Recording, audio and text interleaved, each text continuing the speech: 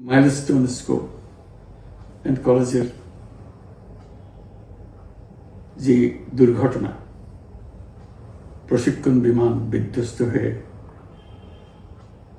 এই কচি শিশুদের উপরে ঝাঁপিয়ে পড়ল, আগুনে পুড়ে মরল। মা বাপদের আমরা কি জবাব দেব? কি বলবো তাদেরকে? আমরা নিজেদেরকে তো জবাব দিতে পারছি না। অজানা শিশুদের মুখ সবার চোখে ভেসে উঠছে। সারা জাতি হতভম্ব বা ক্রুদ্ধ। শোকাহত বললে খুব কম বলা হবে। এই দুর্ঘটনার রেশ এখনো কাটেনি। এখনো লাশ আসছে হাসপাতালে, এখনো হাসপাতালে মারা যাচ্ছে।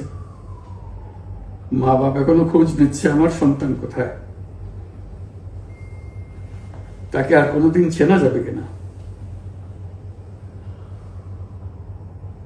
যাদের লাশ দেখছি তার মধ্যে আমার সন্তান আছে কিনা পৃথক করার তো কোনো উপায় নেই। এরা আমাদের সবারই সন্তান, হঠাৎ করে চিরদিনের জন্য চলে গেল। আমরা অবশ্যই তদন্ত করব, তদন্তটা তারা ফিরে আসবে না। আমরা চিকিৎসার ব্যবস্থা করছি, সবাই ঝাঁপিয়ে পড়েছে। সকল হাসপাতাল, সকল মানুষ ছুটে আসছে। আমরা সবার কাছে অনুরোধ করছি, হাসপাতালে ভিড় করবেন না, কারণ যারা আহত তাদের জন্য এটা ভালো না। তারা তাদের শরীরে রোগ প্রতিরোধের শক্তি নেই।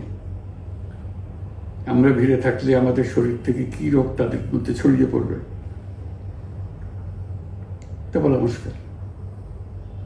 কাজে দূরে থেকে দোয়া করেন সবাই।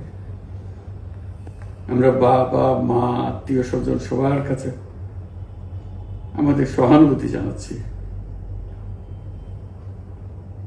বাংলাদেশের যত সন্তান আছে সবাই আপনাদের সন্তান।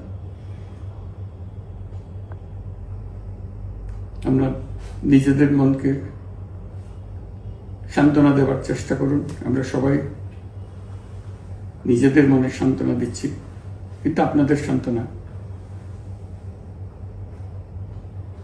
বিরাট ব্যাপার। আমরা সবাই আপনাদের সঙ্গে আছি, জাতির সমস্ত লোক আপনাদের সঙ্গে আছে।